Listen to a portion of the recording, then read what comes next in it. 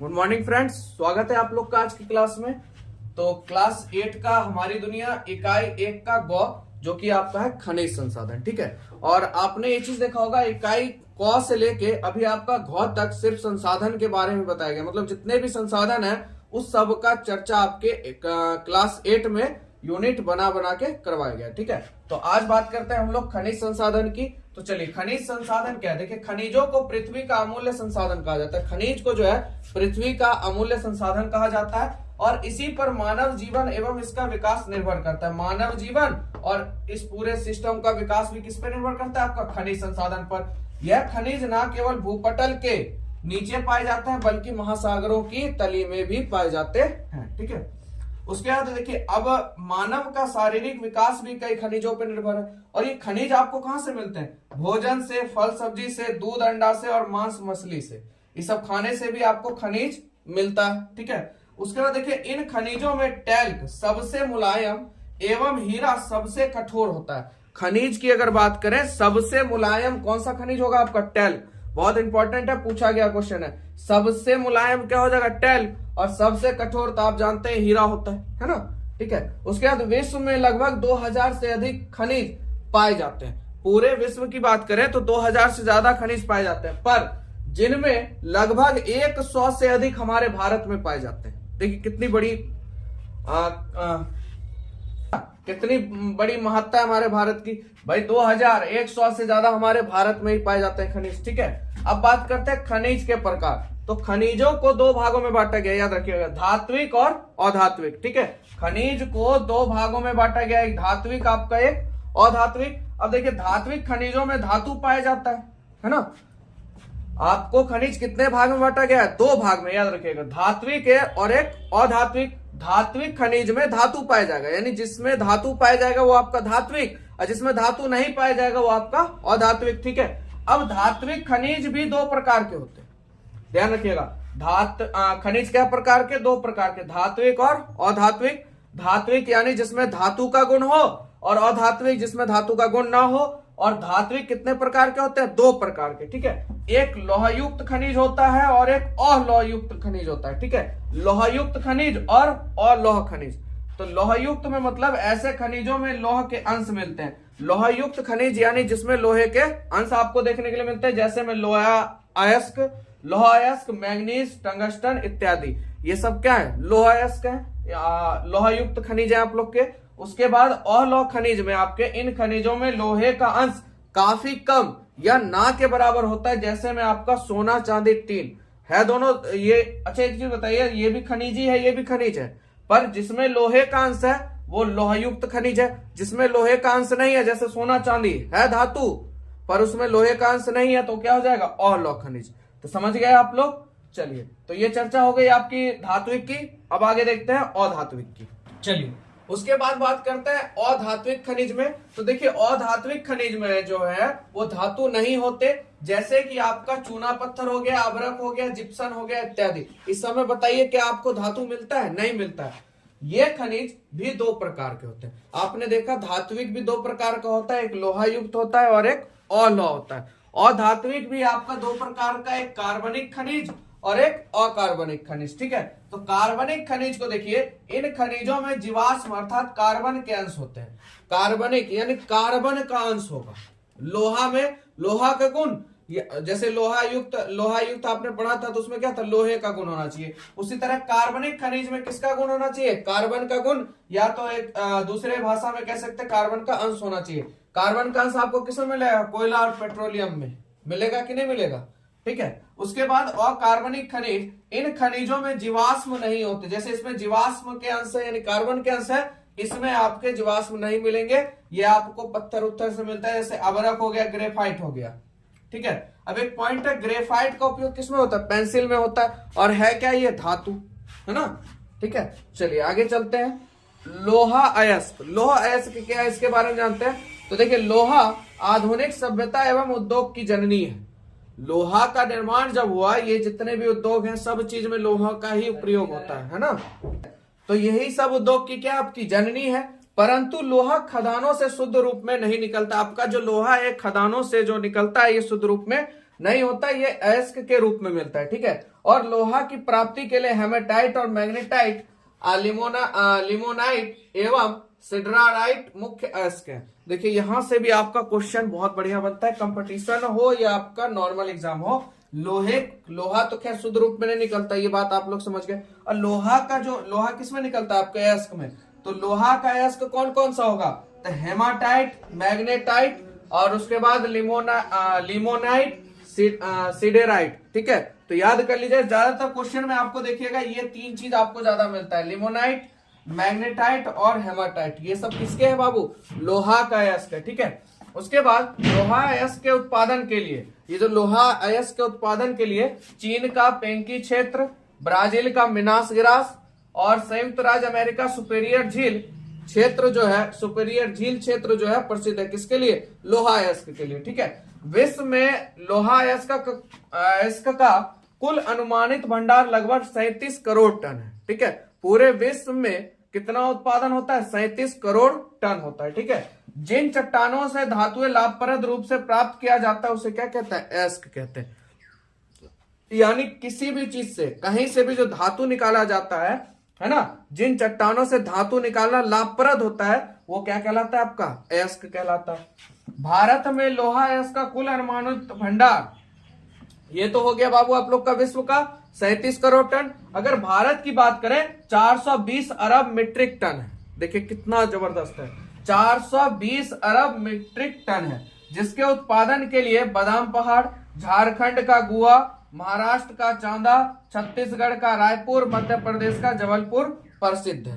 भारत की बात करें तो देखिए यहां से लोहा उत्पादन हो रहा है, और विश्व की बात करें तो आप लोगों ने देख लिया कहां कहां से हो रहा है, ठीक है। चलिए आगे चलते हैं, आगे बात करते हैं हम लोग मैग्नीज अयस्क की। लोहा अयस्क आपने देख लिया, अब देखते हैं मैग्नीज के बारे में।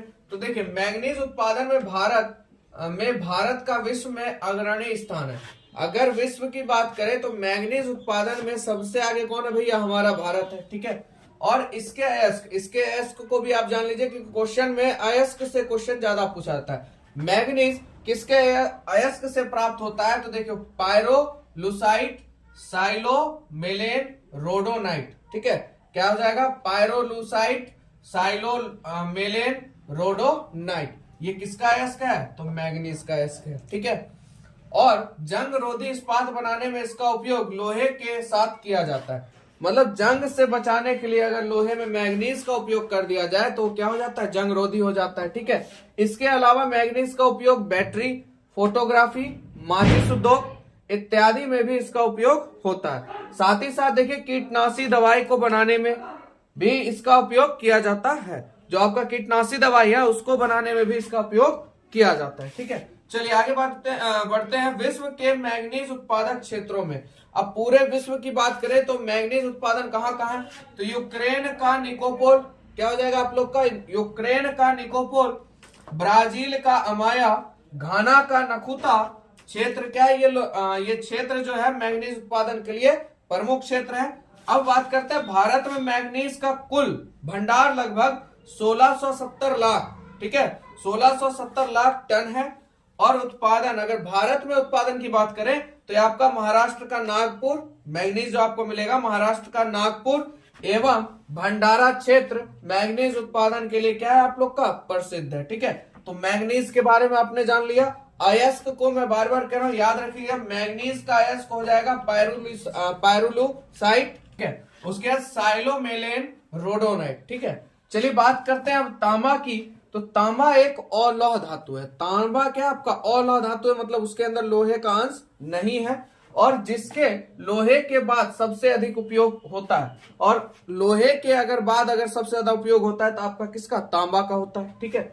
और इसका उपयोग विद्युत उपकरण, तार निर्माण, इंजन में, वायुयान, टेलीफोन, घड़ी, पंखा एवं अनेक उद्योगों में आपका होता है, किसका, तांबा का, ठीक है। और विश्व में तांबा के अयस्क, देखिए तांबा का भी अयस्क है, में आपका अयस्क हो जाएगा चालकोपाइराइट। तांबा का अयस्क क्या होगा, चालकोपाइराइट, कोवालाइट, ठीक है। ये सब शामिल है, किसके अयस्क है ये, तांबा का, याद रखिएगा, चालकोपाइराइट, कोवालाइट। उसके बाद करता है तांबे के उत्पादन में। तो विश्व में अगर देखा जाए तो अमेरिका का बुट्टा क्षेत्र, कनाडा का सडबरी क्षेत्र, तथा जायरे का कटांगा क्षेत्र महत्वपूर्ण है। ठीक है, और भारत में अगर तांबा उत्पादन में देखा जाए, झारखंड का सिंहभूम क्षेत्र, हजारीबाग, राजस्थान का खेतड़ी, मध्य प्रदेश का बालाघाट, ये सब प्रमुख स्थान रखता है किसके उत्पादन में, आपके तांबे के उत्पादन में। ठीक है, तो खनिज आप लोगों ने देखा, एस्क भी आप लोगों ने देखा। चलिए और है देख लेते हैं। अगले खनिज की बात करते हैं हम लोग। तो अगला खनिज आप लोग का अभ्रक है। और अभ्रक आप जानते हैं उजली उजली चमकती चीज क्या होती है, आपकी अभ्रक होती है।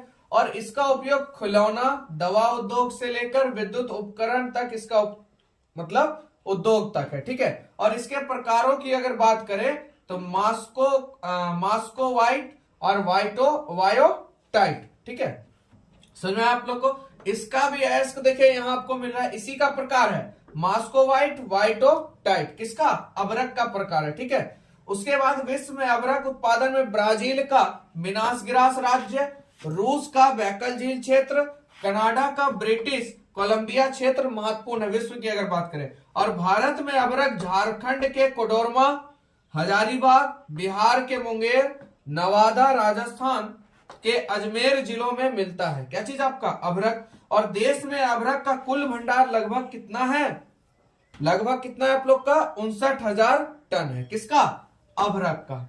चलिए अब आगे बात करते हैं बॉक्साइट। बॉक्साइट ये किसका एस्क है, एल्युमिनियम का। एल्युमिनियम किससे प्राप्त होता है बाबू, बॉक्साइट से, याद रखिएगा। तो एल्युमिनियम बॉक्साइट से प्राप्त किया जाता है। इसका उपयोग बर्तन बनाने में, विद्युत उपकरण बनाने में, सीमेंट उद्योग में और वायुयान में इसका उपयोग किया जाता है, किसका, एल्युमिनियम का। ठीक है, क्योंकि ये धातु थोड़ी हल्की होती है। विश्व में बॉक्साइट उत्पादन की दृष्टि से ऑस्ट्रेलिया का वाइपा क्षेत्र, ब्राजील का मिनास गिराज। देखिए ब्राजील का जो मिनास गिराज है, यहाँ पे देखिए ज्यादातर आपको खनिजे देखने के लिए मिल रहा है, सब में ये आ रहा है ब्राजील का मिनास गिराज, जमैका का सेंट एलेबिजिया क्षेत्र। और बात करें अगर भारत की, तो भारत में इसके उत्पादन के लिए आपका गुजरात का कच्छ एवं सूरत। आप लोग कमेंट बताइए कच्छ किस तरफ है, पूरब में है कि पश्चिम में। ठीक है, कच्छ किधर है भारत के नक्शे में, आप लोग देखिएगा गुजरात से थोड़ा आगे है। ठीक है, झारखंड का बिलासपुर, कर्नाटक में बेलगांव और जम्मू कश्मीर का पूंछ, उत्तर प्रदेश का बादा। ये मशहूर है किसके लिए, बॉक्साइट के लिए। ठीक है, याद रखिएगा बॉक्साइट से क्या मिलता है हम लोग को, एल्युमिनियम। एल्युमिनियम का एस्क क्या है, बॉक्साइट। ठीक है, चलिए अब लास्ट में आपका पॉइंट है संसाधन संरक्षण। ठीक है, सही बात है, किसी भी संसाधन का संरक्षण करना क्या हमारे लिए अति आवश्यक है। देखिए खनिज संसाधन विभिन्न प्रकार के हैं, ये आपने देखा, तथा इनके उपयोग भी भिन्न है। और सभी खनिज संसाधन और नवीकरणीय तथा क्षयशील है। सबसे मेन होता है और नवीकरणीय, एक बार खत्म हो गया दोबारा आने की उम्मीद नहीं है। ठीक है, और एक बार उपयोग में आने के बाद इनके कुल भंडार में कमी आ जाती है। अब मान लीजिए जितना भंडार है लमसम, उससे यूज होते होते क्या होगा, भंडार में क्या होगी, कमी आएगी। और इन खनिजों के भंडार सीमित है तथा इनका उपयोग आगे कई शताब्दियों तक करना है। और इन खनिजों का भंडार भी सीमित है, उससे ज्यादा नहीं है। जो मैंने आपको बताया लोहे का कितना है, तांबा का कितना है, मैग्नीज का कितना है। उसके बाद इसका उपयोग ये थोड़ी ना अभी ये बार हम लोग को करना है, आगे आने वाली पीढ़ी कितनी शताब्दी इस चीज का उपयोग करेगी, है कि नहीं। और अतः आवश्यकता है कि नए भंडार की खोज करें तथा इन संसाधनों का संरक्षण भी करें। तब तक क्या करें, नए संसाधन, नए भंडार की खोज करें कि भाई कहां और हमको एस्क मिल सकता है ना। और इसका संरक्षण यानी इसका मिसयूज ना करें, इसका सही से उपयोग करें, इसको संरक्षण करें। ठीक है, तो आप लोग समझ गए होंगे, टॉपिक हो गया द एंड, यानी यहीं पे खत्म आप लोग का। तो आप लोग बताइएगा जरूर एंड में कैसा लगा आपको, पढ़ने में मजा आया कि नहीं आया। ठीक है, अगर मजा आया ईमानदारी पूर्वक लाइक दे दिया कीजिए, बेईमानी मत किया करिए। और जरूर दोस्तों में शेयर करें अगर आपको अच्छा लग रहा है। और टोटल एनसीईआरटी बेस्ड आप लोग का पढ़ाई हो रहा है इसमें, एनसीईआरटी और एससीईआरटी मिला के, यानी कंपटीशन में भी आपको काम देगा, साथ साथ नॉलेज भी आपका जबरदस्त हो जाएगा। ठीक है, तो मिलेंगे नेक्स्ट वीडियो में, आज के लिए इतना।